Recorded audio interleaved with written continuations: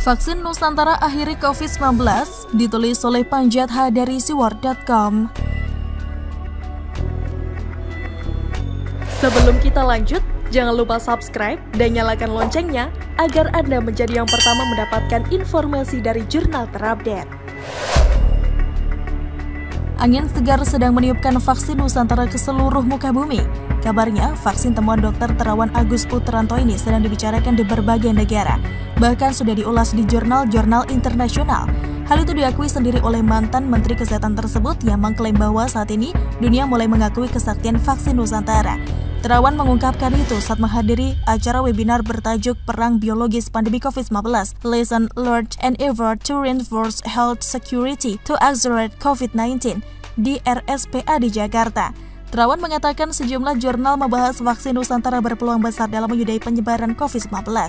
Jauh sebelum itu, Terawan sudah berkali-kali meyakinkan halayak bahwa vaksin Nusantara berbasis dendritik tak memiliki persoalan. Ia mengaku uji klinis vaksin Nusantara mengikuti kaidah baru pembuatan vaksin dendritik lantaran belum pernah ada yang membuatnya untuk mengatasi COVID-19. Saya bingung apa titik persoalannya. Buat kami sebagai peneliti, itu merasa tidak ada persoalan. Kaidah yang kami gunakan adalah kaidah yang baru. Kaidah apa? Dendritic cell vaccine ini belum ada yang pernah mengerjakan untuk COVID-19. Jadi tentunya harus menggunakan kaidah-kaidah yang baru yang beda. Karena disuntikan ke badan kita ya, dendritic cell kita sendiri. Bukan dari orang lain tentunya, titik temu persoalan-persoalan itu tergantung duduk bersama. Jelas dalam rapat bersama Komisi 7 DPR Republik Indonesia pada Rabu 16 Juni 2021. Penulis memang bukan seorang yang berlatar belakang medis, namun tentu itu bukan menghambat untuk nimbrungin sesuatu hal yang berkaitan dengan medis. Yang jelas bukan untuk menggurui namun mencoba memberikan semacam dukungan apabila penulis merasa bahwa itu memang patut didukung untuk kebaikan bersama.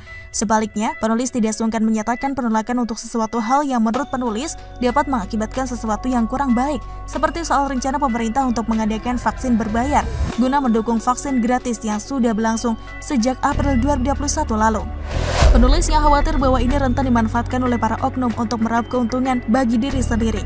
Lantas untuk saran di situs ini supaya rencana itu diberhentikan saja. Sebab bisa saja gara-gara vaksin COVID-19 laris dijual, vaksin gratis untuk rakyat pun dihambat kelancarannya. Tujuannya supaya semua orang gunakan vaksin berbayar, bukan?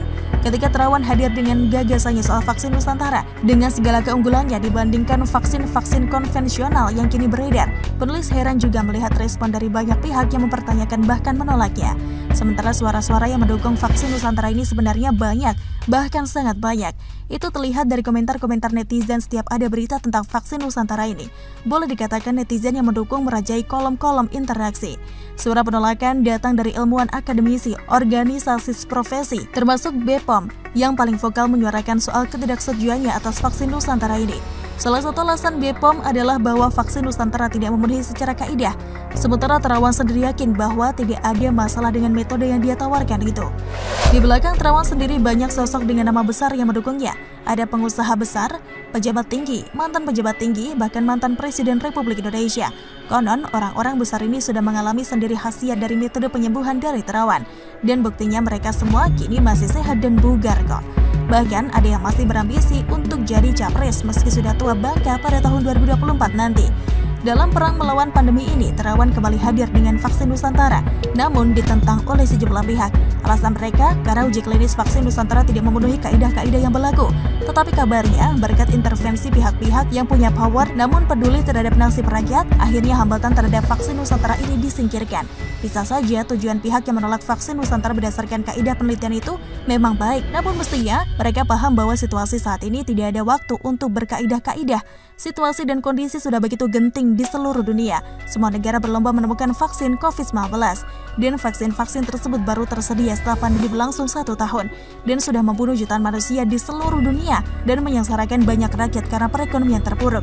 Dalam situasi ini, kehadiran Terawan bersama vaksin Nusantaranya bagikan menemukan oase di padang gurun.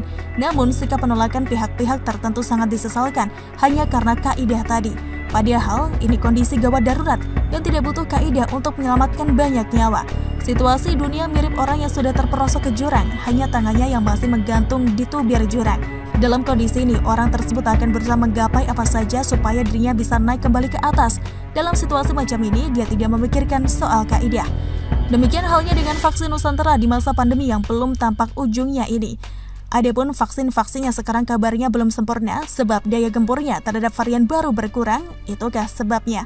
Maka banyak orang yang sudah tervaksin namun terpapar COVID-19 lagi, sementara vaksin-vaksin berbasis dendritik punya keunggulan karena dapat merespons COVID varian apapun. Maka tidak salah jika dikatakan bahwa vaksin berbasis dendritik ini yang akan mengakhiri pandemi COVID-19 ini, semoga saja. Panas. Elit kadrun Amin Rais dan Rizik berseteru, Partai Umat terancam kuram, ditulis oleh Ferry Padli dari siwar.com. Sebelum kita lanjut, jangan lupa subscribe dan nyalakan loncengnya agar Anda menjadi yang pertama mendapatkan informasi dari jurnal terupdate. Pasca Prabowo kalah di Pilpres 2019 lalu, serangan yang dilancarkan oleh Amin Rais kepada Jokowi sudah sedikit berkurang. Ia sekarang malah sibuk ngurusin partainya yang baru, yakni Partai Umat, yang mana partai itu akan menjadi kendaraannya untuk bertarung di Pilpres 2024 mendatang. Kalau dulu saat ia masih menjadi pendukung Prabowo, kritik Amin Rais kepada Jokowi sudah bukan merupakan kritik biasa lagi, tapi sudah mengarah ke ujaran kebencian. Ia pernah mengatakan mantan wali kota Solo itu bebek LUMPUH. Kemudian Jokowi juga pernah dikatakannya seperti Yusuf Estrada, mantan presiden Filipina yang GAL yang terpilih jadi presiden karena kepopulerannya.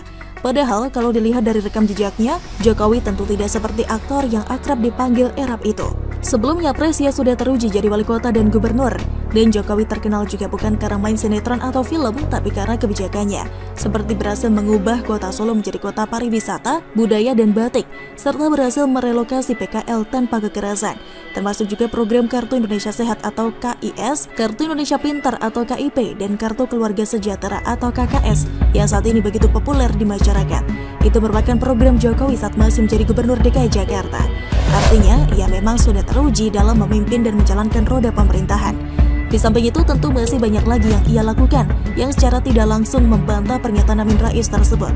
Termasuk juga serangan Wan Amin yang paling ngeri-ngeri sedap. Ia pernah mengatakan parpol pengusung Jokowi adalah parpol SETAN. Padahal di sana ada parpol Islam seperti PKB, PPP, dan PBB. Begitupun PAN pernah kok mendukung Jokowi atau berkoalisi dengan pemerintah meskipun hanya sementara. Pertanyaannya, apakah PAN juga partai SETAN?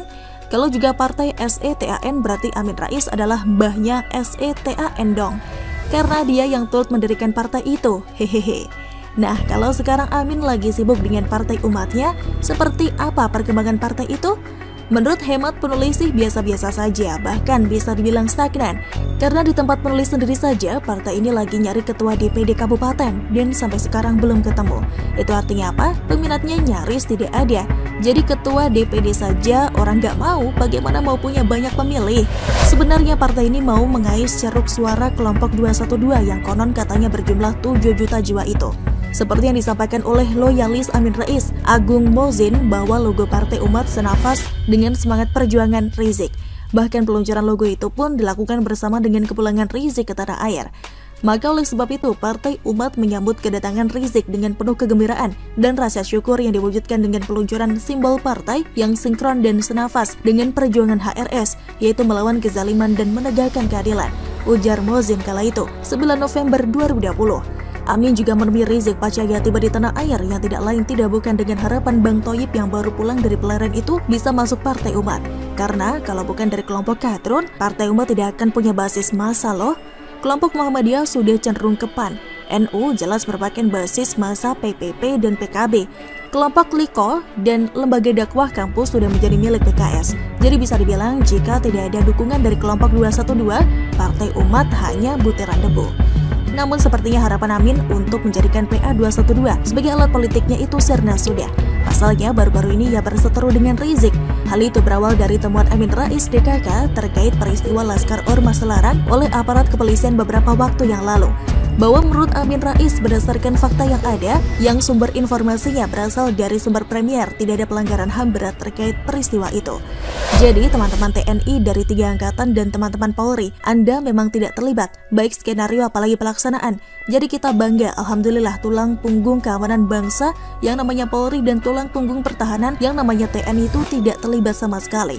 Ujar Amin membantah tuduhan yang selama ini dilancarkan oleh kaum Kadrun bahwa insiden terhadap 6 laskar Ormas terlarang itu merupakan pelanggaran HAM berat. Tidak pelak, Rizik pun langsung berang dengan pernyataan Wan Amin tersebut. Ia mengatakan pernyataan politisi senior itu sangat blunder dan Rizik menolaknya dengan keras.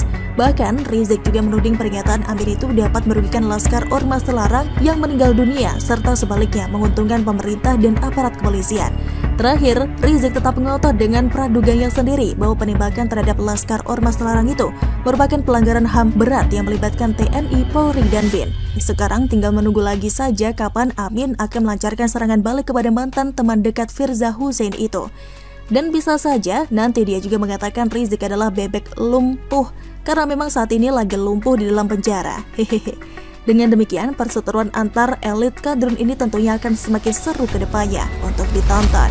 Bagaimana menurut Anda? Silahkan tulis komen Anda di kolom komentar. Jangan lupa untuk like, subscribe, dan share. Arkana pamit, sampai jumpa.